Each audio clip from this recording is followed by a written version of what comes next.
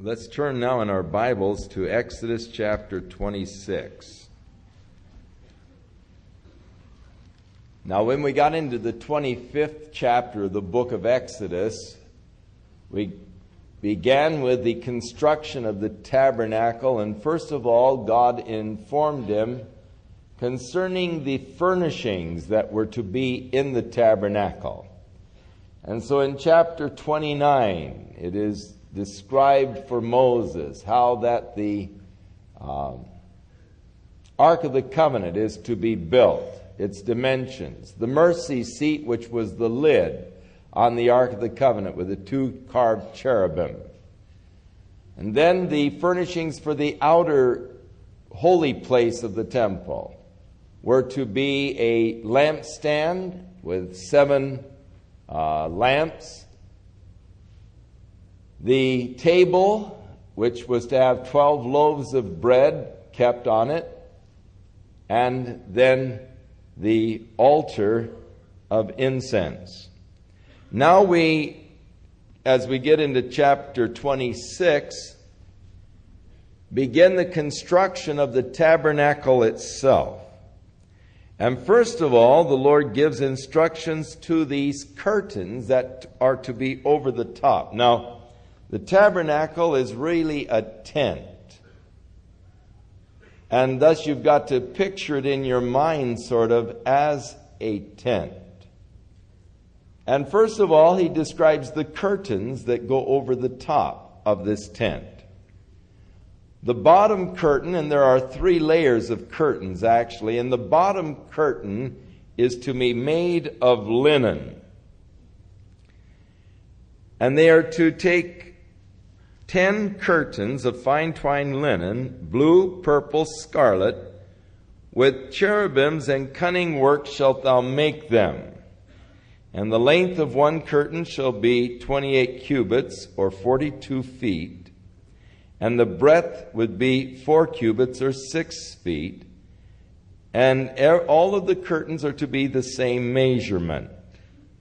Then they are to take 5 of the curtains and couple them together, so that 5 would be sewed together, which makes now a curtain of 30 feet by 42 feet.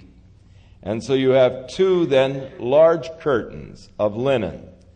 Now the interior part is got all of these neat little embroidered cherubims and fancy needlework, so that as you go into the tabernacle and you look up, you see all of these cherubim that have been woven into the fabric of this linen. Remember, this is a model of heaven. Heaven is filled with angels. And so the idea of going into the tabernacle and the consciousness of the presence of the angels of God that are there in heaven. So the cherubim all sewn in fine needlework in this linen curtain. Then the curtains were to have these golden rings sewed on them, the loops of blue on the edge of one curtain at the selvage, a coupling like you shall make, and they were to make these loops and then these golden tacks, 50 loops, and then these golden tacks, and they were to be tacked together at this loop so that you ultimately end up with one curtain that can be taken apart and folded into the 2. Now you get the idea? It is actually, they are to be 2 large curtains, 30 feet by 42 feet, but yet they are to have these 50 loops and then golden tacks by which the loops are held together, so that when they put it over the top of the tabernacle, it makes one large curtain. But the tabernacle is to be a portable building. It's to move whenever they move. And so the thing all has to be made so that it is portable, so that it can be taken down and carried away. And just one curtain, 60 by 42, would be much too large to try to move. So it's clipped together in the middle so that they can take it apart and then move on with it when God indicated that it was time to move. Everything was portable. You remember when they made the ark, they had the gold rings on it, and then these pieces of acacia wood overlaid with gold that went through the rings. They weren't to touch it, but the porters could just pick up the staves and they carried the ark between them. The same was true on the table of showbread and all. It was all made so that it was portable. They could move it from place to place. And so it really is a well-designed, portable building that was the tent, the tabernacle, the place, and it means the place of meeting. It was where the people were to meet God. Now, somehow, along the line in history, we've gotten a wrong concept that the church is God's house. The church is not God's house. God doesn't dwell in buildings made by men's hands. When Solomon built the temple, he recognized, hey, we're not building a house really for God. For he said, the heavens of heavens cannot contain God. So it is a place of meeting. It's the place where I can come and meet God. Now, we could meet God anywhere. God will meet you wherever you want to meet Him. God will meet you on the beach. God will meet you on the freeway. You name it. God can meet you anywhere. But when we want to gather together, to meet together, to fellowship, to have a place of meeting in a corporate sense, then the building comes in handy. If we lived in Hawaii, we wouldn't need a building. We could meet the Lord under the banyan trees, and that's great. But here is a place where we gather to meet God. We don't think of this as God's house at all. Tomorrow it's just an empty building. Tonight it's the church, or the place where the church meets. You're the church. And so this becomes the place where the church gathers to meet together in a corporate sense with God. Now, the tabernacle was the place of meeting where people would meet God. But you see, they didn't have Jesus Christ. And thus, they couldn't just meet God anywhere because God is a holy God. And if you meet God, you might just fry because of your sin and His holiness. And so, in the Old Testament period, you wouldn't dare meet God. Thus, in order to meet God, they had a place, and then they had a ritual by which you could meet God, but not yourself directly. You would come to the priest, and the priest would go before God for you, and then the priest would come back to you for God. But you just wouldn't meet God directly yourself in the Old Testament. And so they called it the place of meeting, where the people could come to the priest, offer their sacrifice, and the priest would go before God for them. This was that place, the tabernacle. And this lasted actually all the way up through the reign of David. They still, at David's time, had a tabernacle. It wasn't until Solomon built the temple that the tabernacle was finally done away with. So, the first curtain over the top of the tabernacle was of linen, and basically 60 feet by 42 feet. Now the next curtain was of goat's hair. Now the first one is really for the ornament on the inside with the fancy needlework. Now the next one is sort of as a protection of sorts. And the second curtain over the top of the first was of goat's hair. And there were to be 11 of these, and so it was to be a little bit bigger than the first. It's to drape down a little further over the linen one. And again, the length of one will be 30 cubits or 45 feet instead of 42. And 6 feet wide, but then they were to sew 6 of them together and 5 of them together, again making the loops and the tacks whereby they were to be tacked together. Now these tacks, though, on the goat skins were to be of brass. Now, with the goat skins, the fact that they had to use these goat skins or goat hair indicated the death of the animal, and wherever you have the death of the animal, you're thinking now in the terms of sacrifice and the judgment for sin. Thus, wherever anything has to do with judgment, your metal becomes brass. For brass is the metal that is symbolic of judgment. So wherever there was animals and the death of animals and so forth, brass was used because that's a sign of the judgment against sin. So this second curtain over the top, a little bit bigger than the first, it is 45 feet by 62. And it's to hang over both ends and down the sides and to cover completely over the linen curtain. And this is more of a protective covering. And then the third covering was of badgers or ran's skins dyed red, a covering above the badger's skins. Now this is for waterproof. This is the outer covering and it's the waterproof. And so there are actually 3 coverings over the tabernacle. And thus, as I say, it makes quite a tent. Now there were to be these boards, 15 feet high and 27 feet wide, of acacia wood. And they were to be overlaid with gold.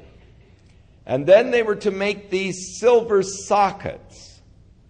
And these boards were to be sort of tongue and grooved, fitting in together, fitting in the silver sockets in the bottom, and then with the rings in the side so that they could set the boards up and then run a stave through the rings so that the boards would stand upright. And so the boards were to, of course, the tabernacle itself was to be 45 feet long and 15 feet wide. These boards, and of course the entrance at the front of it, and they describe how they are to make the entrance, but these boards are set in sockets of silver, side by side, and then over the top of it would be the hanging linen curtain, the hanging goat hair curtain, or goat skin, and then over the top of that, the waterproofing, the badger skin over the top of that. And these big 27 inches wide boards, they're 27 inches wide, and they are 15 feet high. And with these rings, so that when they'd set them up, they could run the sticks through them, and thus they would stand upright, and the curtains then going over the top. And he describes how that they are to set them in this shape, rectangular shape, of 45 feet by 15 feet.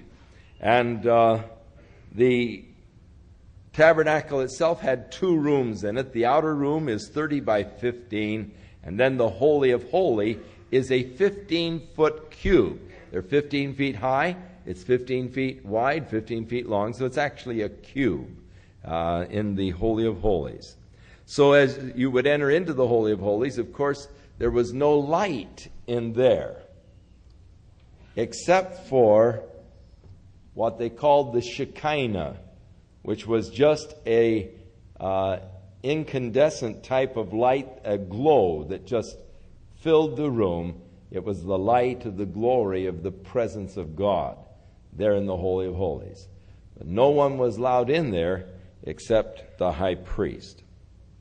Now, he describes how they are to make these silver sockets and set the bars on the outside. In verse 26, thou shalt make bars of acacia wood, and the boards on the other side of the tabernacle, 5 bars for the board on the 2 sides, the westward, and so forth.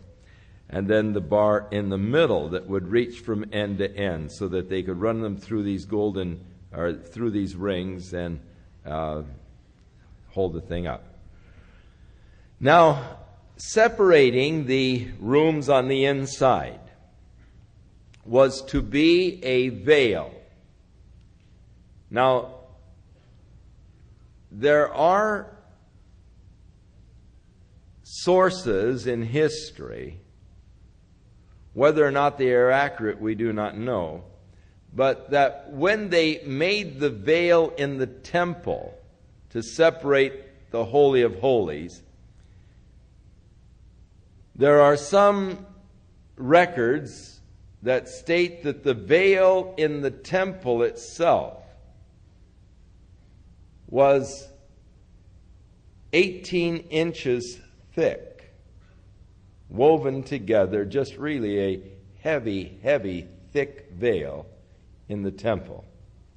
And that is the veil that was rent, torn from the top to the bottom when Jesus was crucified. Of course, symbolic of the fact that God, through Jesus Christ, has opened the door for all men to come freely unto Him. Access to God no longer limited to just the high priest. Access to God now open to every one of us because of the rent veil of the temple.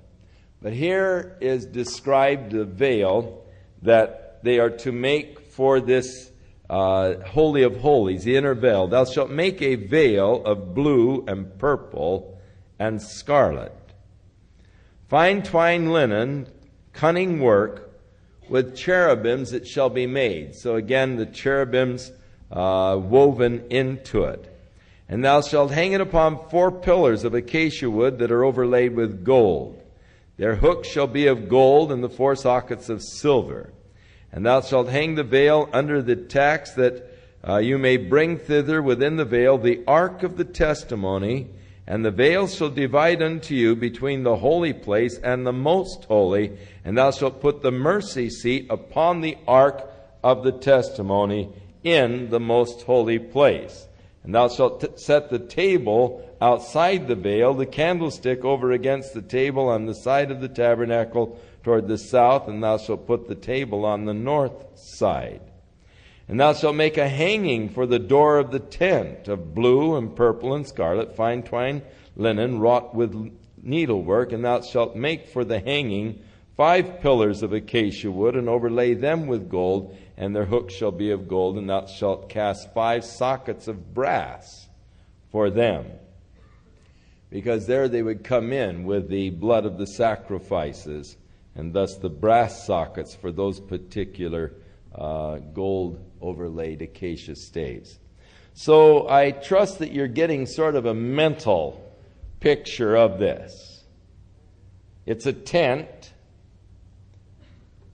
golden boards forming the walls around it, so that when you walk into the tabernacle itself, you would have to go through this first veil. You would enter into this room that is 15 feet high, and as you looked up, you would see the linen with the cherubims and so forth that are woven into the material. Over on your right side, you would see the table of showbread, and on your left side, you would see the lampstand. And in front of you would be another curtain with cherubims and all woven in it. If you would go past the second curtain, in there you would see a golden box that is sitting with a golden lid on top, and carved on the top of that golden lid would be these cherubims with outstretched wings. And thus you get an idea of what the tabernacle looked like on the inside. Now, on the outside, they were to make a court, which would be 75 feet wide and 150 feet long, with curtains around it 7.5 feet high, so that you have this outer court, which is sort of a curtained-in area, 75 feet by 150 feet. So it would be the outer court would be just about as large as the building here is wide. And it would be 75, which would take us back to about between the third and the fourth pillar back here, that wide, and picture it in the building this long. Curtains that are 7.5 feet high, which makes them too high to tiptoe and peek over. And these curtains were set on these posts that were set in brass sockets and so forth. And the whole thing, as I said, was portable. When they need to move, they could just go in, take the thing apart, wrap it up. And there were certain of the tribe of Levites that were the bearers. They had to carry the thing, and they would take it to the next place, and then they could set it up. It's like a tent is easily mobile, and thus it was made very portable and able to move it around as God would lead the children of Israel. And so this court, now in the court, again, he follows, first of all, the furnishings in this court are to be a brass altar. Thou shalt make an altar of acacia wood, 5 cubits long, which would be 7.5 feet, and so it is a square. The altar of acacia wood, but now it is overlaid with brass, because we have the symbol of judgment, where the sacrifices were to be burnt unto the Lord. And so it is 7.5 feet square on the top. It is 4.5 feet high. And on each corner there is a horn. It was carved in a horn shape coming up. And so there were the 4 horns on each of the corners of this 7.5 foot altar, 4.5 feet high, all overlaid with brass. And as he first of all gave you the furnishings of the tabernacle and then the tabernacle, so the furnishings of the outer court, and then the description of how the outer court was to be made. Now in verse 20 we get to the oil for the light. And you shall command the children of Israel that they bring pure olive oil, beaten for the light, to cause the lamp to burn always. In the tabernacle of the congregation, outside of that holy of holy veil, which is before the testimony, Aaron and his sons shall order it from evening to morning before the Lord. It shall be a statute forever unto their generations on behalf of the children of Israel. So they were to use olive oil in these cups, in this golden lampstand, and Aaron and his sons, it was their duty to keep the oil in there constantly so that the light never went out. And so, as we get into history, we remember the case where Samuel, when he was just growing up, he was brought by his mother, who had dedicated him to the Lord, to the priest, Eli, the high priest, and Samuel became sort of an errand boy. And one night he heard his name being called, and he ran into Eli and he said, "What did you want?" He said, "I didn't call you. What are you doing here?" So I said, "I surely heard my name called. Now I'll go back to bed." He went back to bed, and again he heard his name called. And came running in again, and Eli says, "No, I didn't call you. What's going on? Get back to bed." And so the next time Eli said, "Look, if you hear someone calling again, just say, 'Speak, Lord, your servant hears.'" And so he heard his name called again, and he said, "Speak, Lord, your servant hears." Well, the Lord was trying to tell him that the oil was going out. Someone had failed in the job there in the lights. And so the beginning of his listening to the Lord and all involved this lights that were to be kept burning. During the time that the temple was profaned by Antiochus Epiphanes, when he offered a pig on the altar and just spread its blood around the temple, Judas Maccabeus, so incensed over this sacrilege, put an idol of Zeus within the temple. Judas Maccabeus so incensed that he gathered together some of the Israelis, and they went out against insurmountable odds and wiped out the Syrian host, the men of Antiochus. And they then cleansed, rededicated the temple. But they had only enough oil for one day for the lampstand. Now, it took a process of time. It took, as they developed the whole thing, after a while you get men's routines in it, and you get all kinds of rules and regulations. And by this time, it took 7 days to get this olive oil all purified by the rituals and all. And so they knew that they weren't going to be able to prepare any olive oil for take them 7 days before they could prepare it for the use. And so miraculously, as the story goes, though they had only a 1-day supply of oil, the lights remained for the 8 days. Until the 8th day they were able to make the oil. And thus you have the Jewish holiday of Hanukkah, the lighting of the candles, and 1 candle each day, the 8 days and so forth. The Jewish holiday of Hanukkah, which celebrates God's miraculous supply of oil for Judas Maccabeus at that particular period of their history. Now, as we get into chapter 28, we now move into the priesthood. We now have the tabernacle constructed, at least the architecture, the designs, the blueprints are drawn. And now getting to the priest.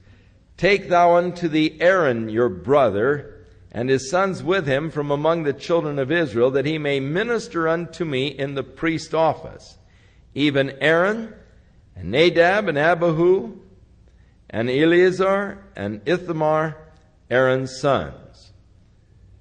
And thou shalt make holy garments for Aaron thy brother, for glory and for beauty." And so they were to wear these robes.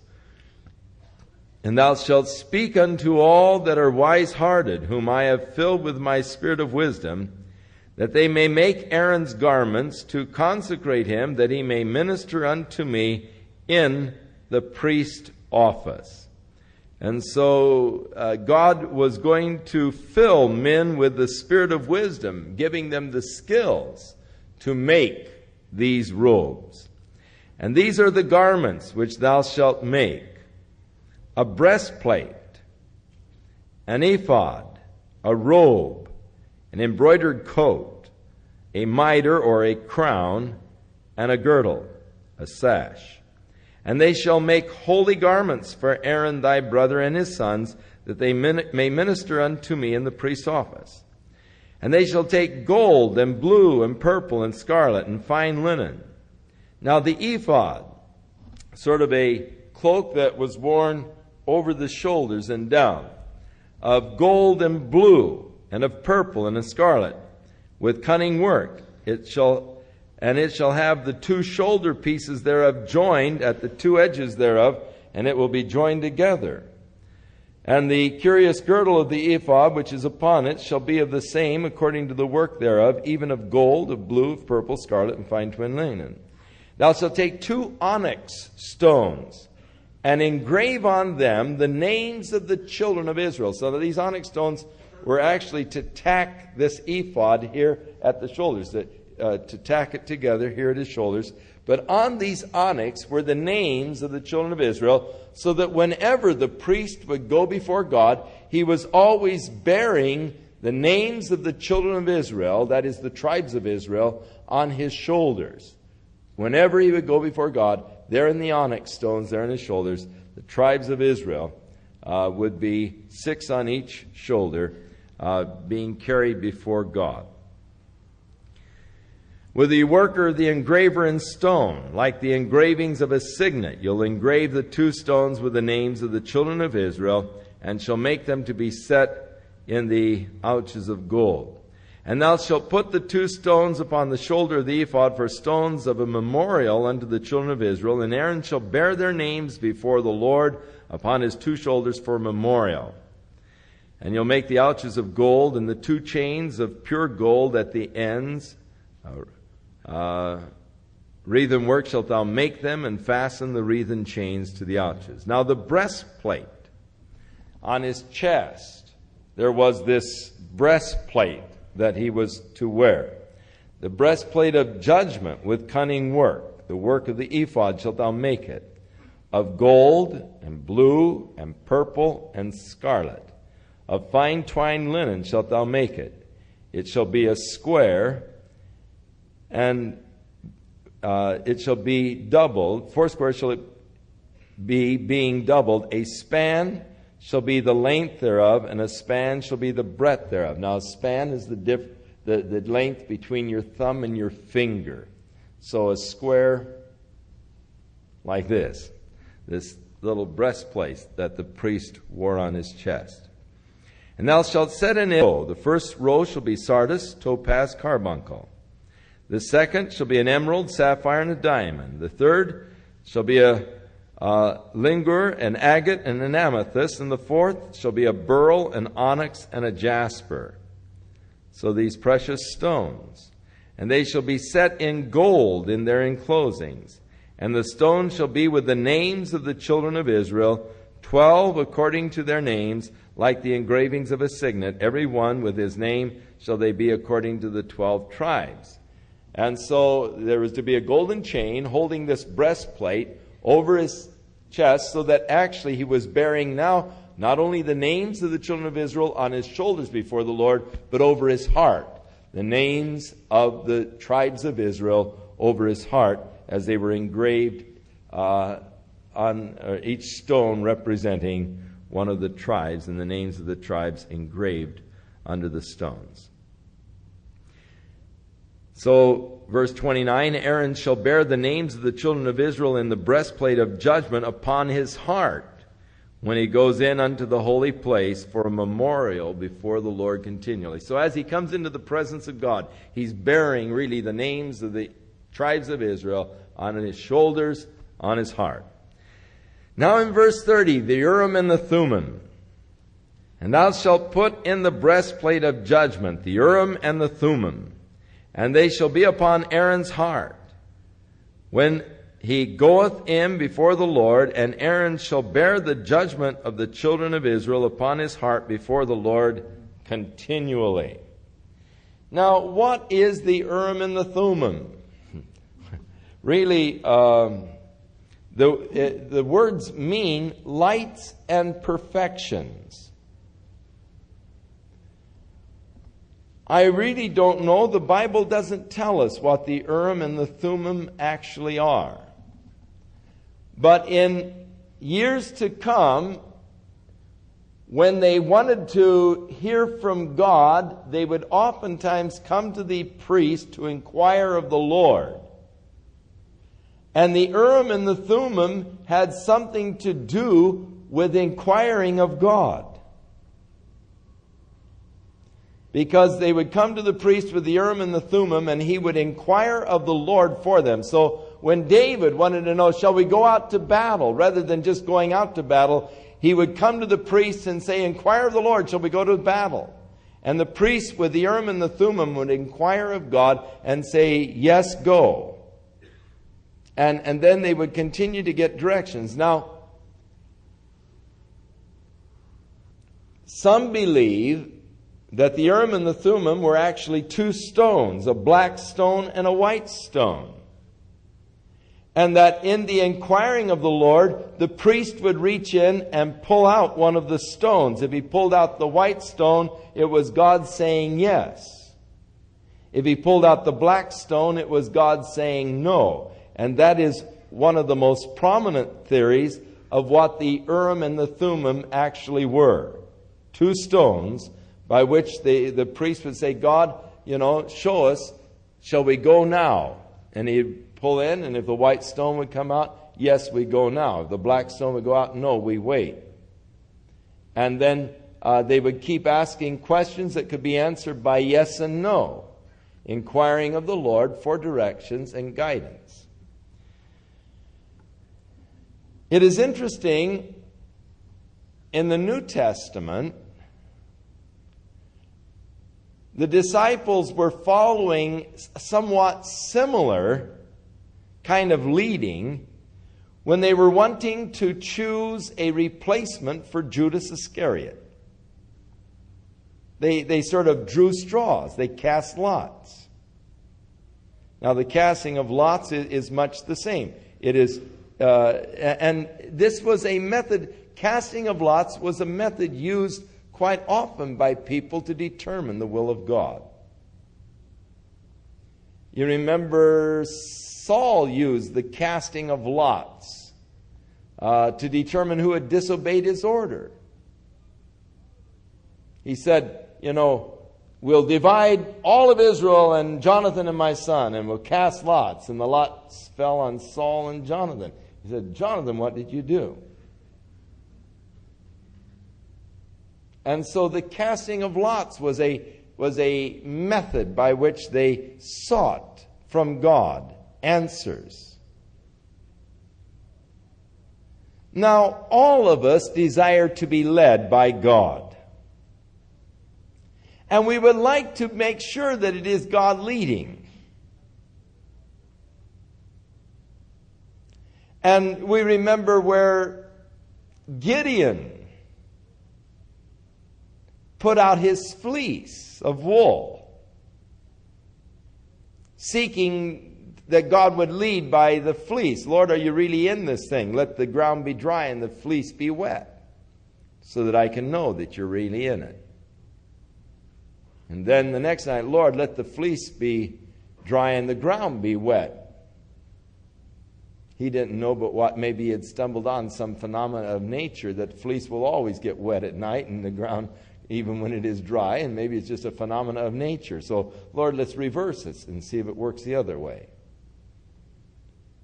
Whereby he was seeking to be sure of the leading of God. Now, we would love to have some way that we could be sure of the leading of God. But this is almost like flipping a coin. And I surely wouldn't recommend that. Heads I go, tails I stay. God let it land, according to your will. I knew of a fellow who used to seek the leading of the Lord by putting 10 pennies in his pocket. And as he would pray and ask God for guidance, he would take out the pennies and put them down. And if they all 10 came up heads, he took that as a yes indication from God. Any other combination he accepted as a no. Well, if they all come up heads, you are fighting some pretty good odds now. The amazing thing, every once in a while, they would all come up heads. The idea is that we would all like some kind of a sure method of knowing when God is saying yes and when God is saying no.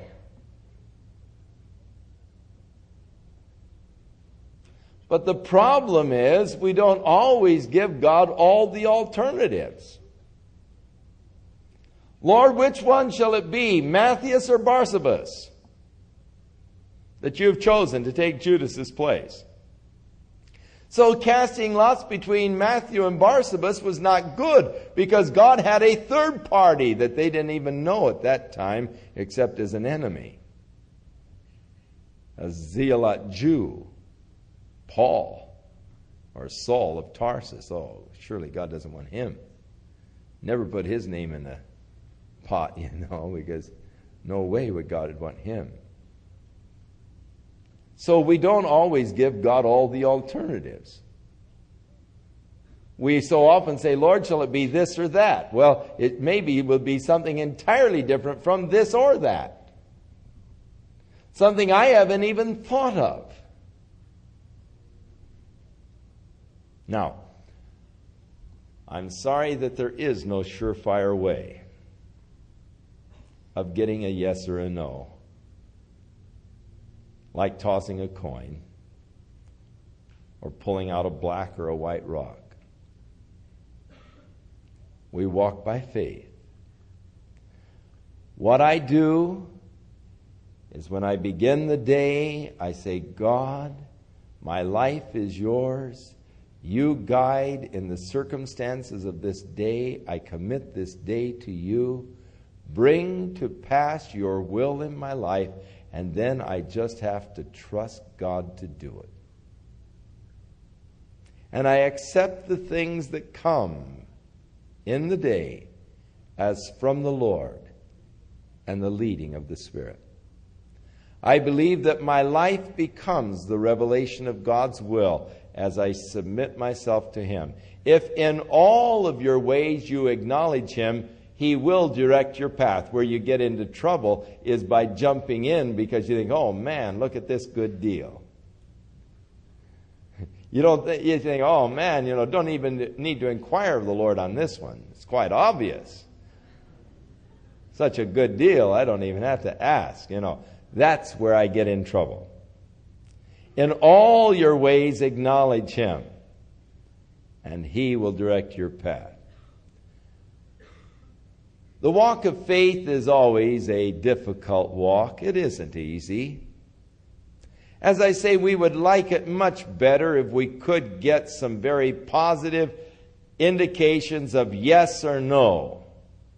It's hard to just walk by faith, trusting God. It can be very confusing. If we keep getting blocked in something we're attempting to do, is it God saying no, or is it Satan trying to hinder me from doing the work of God, And so it's so difficult at times to really know when to persevere and when to realize, hey, I'm trying to buck God. God isn't wanting me to do this. I surely wish that I could have a more positive, definite way of ascertaining when God wants me to move, when God doesn't want me to move. I don't. I'm just like you are. I just pray, and then I trust God, and then I move, and then I hope I've done the right thing.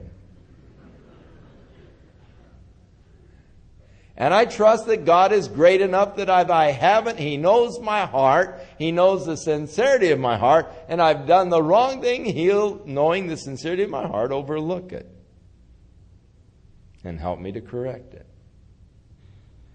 So we really don't know exactly what the Urim and the Thummim was. I am convinced that I know what it wasn't. I know that it wasn't what Joseph Smith said it was. For with the golden tablets that he found, supposedly, he also found this pair of colored glasses that were magic glasses, because when he put them on, he could read the hieroglyphics on the golden tablets. So they were magical interpretive glasses by which he could read the hieroglyphics. No, that's not what the Urim and the Thummim were. But what they actually were, we don't know. Now, this robe of the ephod was to be all blue. There was to be a hole in the top of it and in the midst. And it should have a binding of woven work round about the hole, as though it were a hole of a habergeon, and so it would not be torn. So it's sort of a hem, really, just to keep it from being torn. And beneath upon the hem thou shalt make pomegranates. Now this is on the bottom side of this ephod. There were to be these pomegranates of blue and purple and scarlet round about the hem thereof, and bells of gold between them round about, a golden bell and a pomegranate, a golden bell and a pomegranate about the hem of the robe all around it.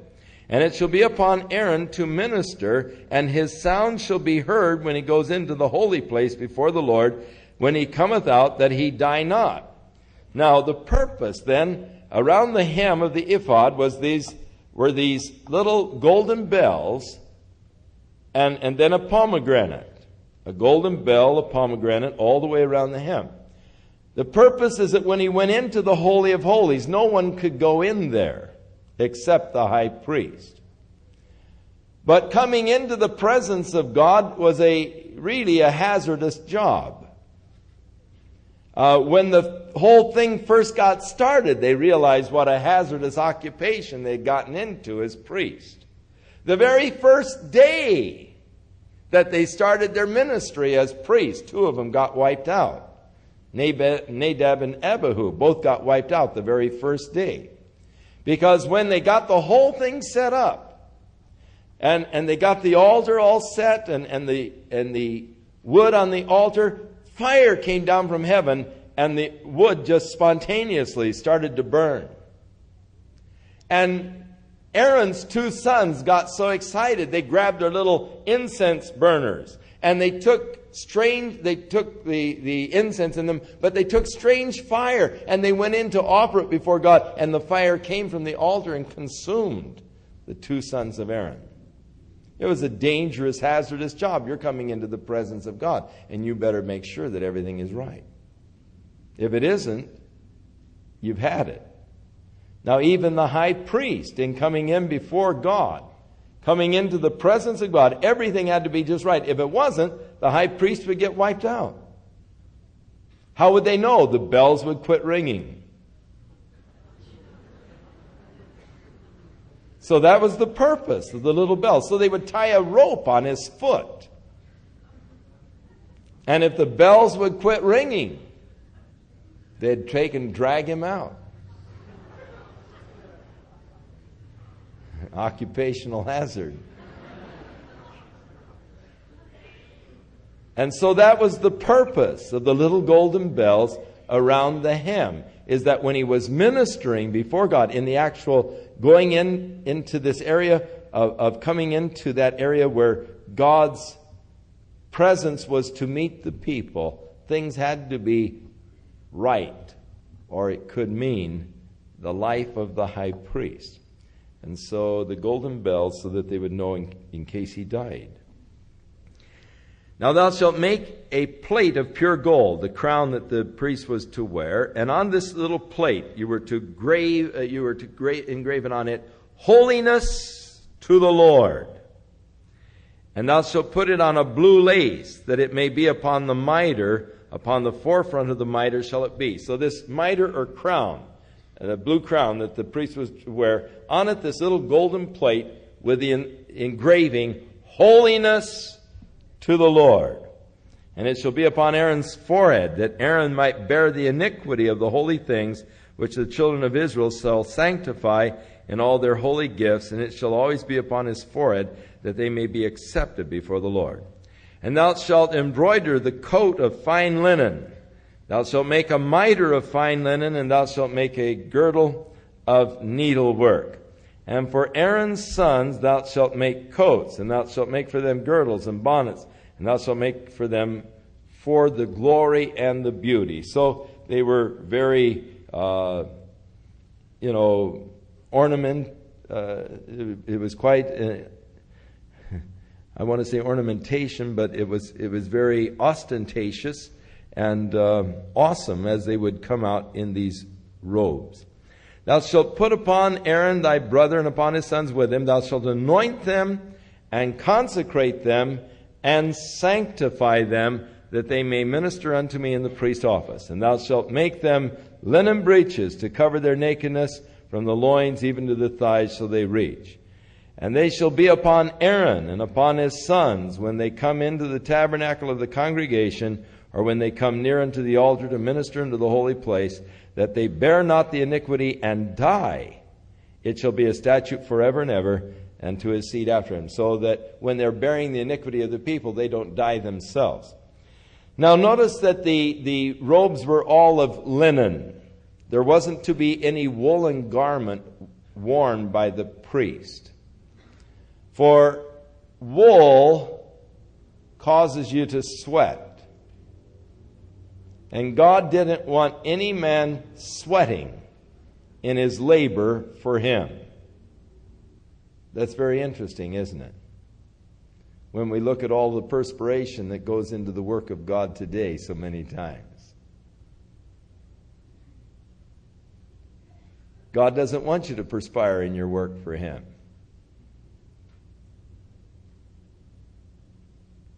And that is the reason why they wore linen, no wool in the garments, to keep them from perspiration in their service to God. God wants our service to be inspired service rather than perspired service. And if you have the inspiration, it doesn't take the perspiration, but if you don't have the inspiration, I'll tell you, even the perspiration is not going to do it. And so the inspired work unto the Lord. Now in chapter 29, the consecration of the priests and the offerings. And thus they were to take a young bullock and 2 rams without blemish, and unleavened bread, and cakes of unleavened, tempered with oil, and the wafers of unleavened anointed with oil. Of wheat flour shall you make them.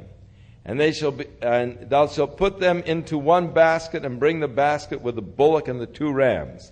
And Aaron and his sons thou shalt bring unto the door of the tabernacle of the congregation, and shall first of all wash them with water. And thou shalt take the garments, and put upon Aaron the coat, the robe of the ephod, the breastplate, and dress him with that curious girdle or that sash around him of the ephod. And thou shalt put the crown upon his head, and the holy crown upon the mitre, the mitre and then the holy crown upon it. And thou shalt take the anointing oil and pour it upon his head and anoint him. And thou shalt bring his sons and put coats on them, and thou shalt clothe them with the girdles, Aaron and his sons, and put the bonnets on them. And the priest's office shall be theirs for a perpetual statute. Thou shalt consecrate Aaron and his sons. And thou shalt cause a bullock to be brought before the tabernacle of the congregation, and Aaron and his sons shall put their hands upon the head of the bullock. And thou shalt kill the bullock before the Lord by the door of the tabernacle of the congregation. Thou shalt take the blood of the bullock and put it upon the horns of the altar with thy finger, and pour all of the blood beside the bottom of the altar. And thou shalt take all of the fat that covers the inwards, and that which is above the liver, and the 2 kidneys, and the fat that is upon them, and burn them upon the altar. But the flesh of the bullock and the skin with his dung shalt thou burn with fire outside of the camp. It is a sin offering. So, first of all, as Aaron is consecrated, the oil signifying the anointing of God, putting on him all of these beautiful robes and all, and then anointing him with oil, and then bringing, because he is to be serving for the people before God, he had to have his sins taken care of. And so the first thing was a sin offering to take care of the sins of Aaron. Washing him with water, putting on these robes, anointing him with oil, and then the offering of this sin offering. Now Aaron and his sons were to put their hands on the head of the bullock. This is a symbolic action which symbolizes the transfer of my guilt over onto the ox. As I lay my hands on the head of the ox, I would be transferring the guilt of all of my sin over onto the ox, so that as that ox then has its throat slit, it is dying for my sins. It brings me the awareness of the awfulness of sin. Sin brings death. And so I see the death of that animal. I see the bloodshed, and I realize that my sins were put on it, and it was because of my sin that animal had to die. And the transference of my guilt onto the animal as my hands were upon its head. Now, the blood was to be taken with a finger and put on the horns, these 4 brass horns that were upon this brass altar. And then the fat and the kidneys were to be burned on the altar itself. But the carcass and the whole thing, because it was a sin offering, was to be taken outside of the camp and burned. Now, later we are told that that is the reason why Jesus was crucified outside of the city of Jerusalem. Led out of the camp. Because he was the sin offering. His was the sin offering being offered to God for us. And that's why it had to be outside the camp that Christ was crucified. And so they led him out of the city. Nearby, but out of the city, his crucifixion, out of the camp of God's people. So first of all, for the priest to serve God, he had to have something done about his own sins, and thus the sin offering offered for Aaron. Now, one of the rams. Thou shalt take one ram, and Aaron and his sons shall put their hands upon the head of that ram. And thou shalt slay the ram, and thou shalt take his blood and sprinkle it round about upon the altar.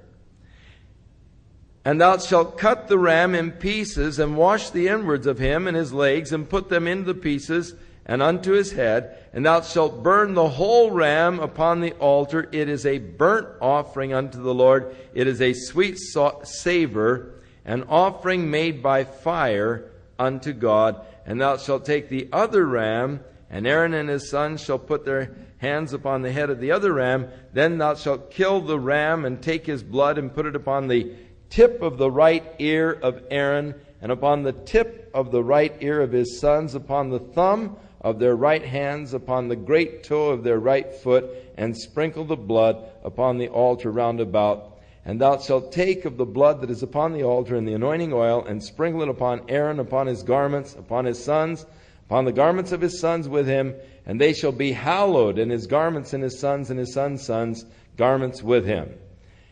Also, thou shalt take of the ram the fat and the rump, and the fat that covereth the inwards, and the caul above the liver, and the 2 kidneys, and the fat that is upon them, and the right shoulder, for it is a ram of consecration. And so the ram for a burnt offering unto God. And that's just really as a gift to God. But then the next ram was the ram of consecration. And thus the blood was placed upon Aaron and his sons on the tip of their right ear, upon their right thumb, and upon their big toe of their right foot. Remember, it's the consecration. I consecrate my ear to hear the voice of God. I consecrate my hands to do the work of God. I consecrate my feet to walk in the path of God. A life of consecration unto God. That I may hear his voice, that I might do his work, that I might walk in his path. And so the life of consecration, represented by the blood on the tip of the ear, upon the right thumb, and upon the big toe of the right foot. As Aaron and his sons were then consecrated, their lives were to be set apart for ministry unto the Lord in this offering of consecration. And then 1 loaf of bread, and 1 cake of oiled bread, and 1 wafer out of the basket of unleavened bread. the bread that is before the Lord, and thou shalt put all in the hands of Aaron and in the hands of his sons, and shall wave them for a wave offering before the Lord. So they would take then these loaves of bread that had been baked with this oil and wheat, and they were to wave them. And the wave offerings could be either in an up and down or in a cross fashion, but waving them before the Lord, and it was called the wave offering. Now the wave offerings were the offerings of the meal offerings, or the grain offerings, that they would make these little cakes out of them and wave them before the Lord. Thou shalt receive them of their hands and burn them upon the altar for a burnt offering, for a sweet savor. Baked bread, what smells better than barbecued meat and baked bread? And so the sweet savor unto the Lord. And that's the idea of just that, putting them on the altar, the burning the ox, that neat smell that you get from barbecued meat, and the neat smell from baked bread, and just a sweet savor unto God. Who doesn't like the savor of baking bread? Thou shalt take the breast of the ram of Aaron's consecration, and wave it for a wave offering before the Lord, and it shall be thy part. And thou shalt sanctify the breast of the wave offering, and the shoulder of the heave offering which is waved, which is heaved up, and the ram of the consecration, even that which is for Aaron, and that which is for his sons. And it shall be Aaron's and his sons by a statute forever. So the priests could eat that portion themselves. It became theirs. For it is a heave offering, it shall be a heave offering for the children of Israel, of a sacrifice of the peace offerings, even the heave offering to the Lord. And the holy garments of Aaron and his sons were to be anointed. And verse 32, Aaron and his sons shall eat the flesh of the ram and of the bread that is in the basket by the door of the tabernacle of the congregation. They shall eat those things wherewith the covering was made. Atonement in the Old Testament, kephar, is to cover.